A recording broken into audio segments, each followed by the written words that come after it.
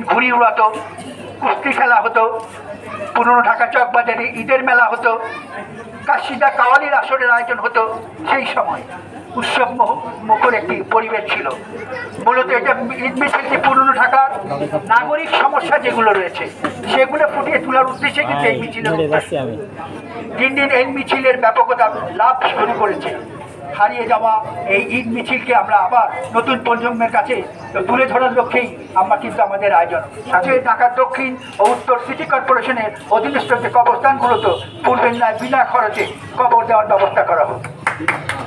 এই একটি স্লোগান। আপনারা জানেন যে গত করোনার সময় থেকে শুরু করে এ পর্যন্ত একটি বেয়ারিশ লাশ বা যাদের সামর্থ্য নাই সেই সমস্ত লাশ আজিমপুর কবরস্থানে একটি লাশ দাফন করা হয় বিনা পয়সা। আপনারা জানেন আঞ্জুমান মফিজুল ইসলাম একটি প্রতিষ্ঠান, একটা চ্যারিটেবল প্রতিষ্ঠান, তারা গত করোনা থেকে শুরু করে এ পর্যন্ত একটি লাশও দাফন করেননি আজিমপুর বন্ডনা লাগে। কারণ তাদের 2,500 থেকে 2,500 টাকা তাদের এখানে লাগে প্রায়, এবং আরও 500 টাকার জন্য যে লোকটা কবর করছে 3,000। এখানে আরেকটি বিষয় হলো যে ওই মৃত ব্যক্তিটি কবর দেওয়ার জন্য অর্থাৎ আমাদের মসজিদ থেকে খাট আনা এবং এর কাপড় চোপড় মিলে আরও 3,000 টাকা, তাহলে 6, এই নিয়ে সব মিলে 7,000 টাকা। একটু সাধারণ মানুষের একজন কেউ যদি মারা যায় তার জন্য 7,000 টাকা দেওয়া খুব কষ্টকর। এটি একটি কবর ক্রয় করা হয়েছে তখনকার সময় 50,000 টাকা দিয়ে মনে করি। এখন আপনি নতুন করে কবর দিতে যাবেন 52,500 টাকা লাগবে। তার মানে আমি যখনই দিব এটা তো আমার একটা ঠিক হলো না, আমার জন্য কষ্ট হয়ে যায়। আমার পরিবারে 3-4 জন কেউ মারা গেছে, তখন কি 52,000 টাকা 500 টাকা বারবারই দিব? সেটা তো হতে পারে না। আমাদের সরকার অনেক ভর্তুকি দিচ্ছেন, এটা ঠিক। হ্যাঁ, এই রোজার সময় কিন্তু এটা ভালো, আমার কাছে ভালো লাগছে যে মানুষ শান্তিতে কিছু জিনিসপত্র ইফতার খেতে পেরেছে। ধন্যবাদ জানাই, ভালো কাজ করবেন সরকার, অবশ্যই তাকে ধন্যবাদ জানাবেন। কিন্তু এই বিষয়ে সরকার তো অনেক ভর্তুকি দেন এই কবরগুলা যে যারা যাওয়ার বিষয়ে এই জায়গাটাতে একটু সরকার ভর্তুকি দিতে পারেন না।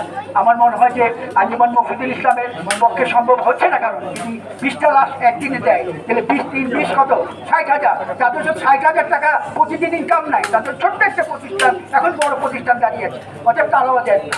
আমি অনুরোধ করব যে সেই উত্তরের যারা কবরবাসী হয় তাদের সামর্থ্য আছে, কিন্তু দক্ষিণে যারা আমরা আছি তাদের অনেকজনের খুব কষ্ট হয়ে যায়। সরকার বিশেষ করে প্রধান উপদেষ্টা মহোদয়কে আমরা গত অক্টোবর মাসে চিঠি দিয়েছি যে মাননীয় প্রধান উপদেষ্টা আপনি এই কবরগুলো যে আমাদের যে ব্যবস্থা কবর দেওয়ার সেটা ফ্রি করা হোক, আর একটি নামমাত্রও তো করা যেতে পারে, তাই না?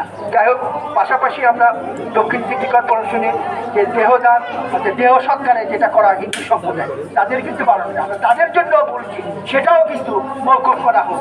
এবং পরিশেষ এই পুরনো ঢাকার মানুষের জন্য নিঃশ্বাস ফেলার জন্য আমাদের দম বন্ধ হয়ে যাচ্ছে, আমাদের এই জায়গাটি উদ্যান হতে পারে, পার্ক হতে পারে, বিনোদনের জায়গা হতে পারে। এটাই আমরা সরকারের কাছে অনুরোধ করবো যে আমরা যেন এই জায়গাটিকে একটি মুক্ত বাতাস আমরা যেন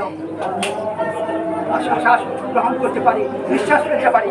এই আমাদের জেলখানায় একটু এই সমস্ত জিনিসগুলো সরকার করবে, এটাই আশা রাখি। এবং সবচেয়ে বলবো, এটা কোনো রাজনৈতিক দলের প্ল্যাটফর্ম না, আমাদের যেটা আছে সেটা আমরা সামাজিক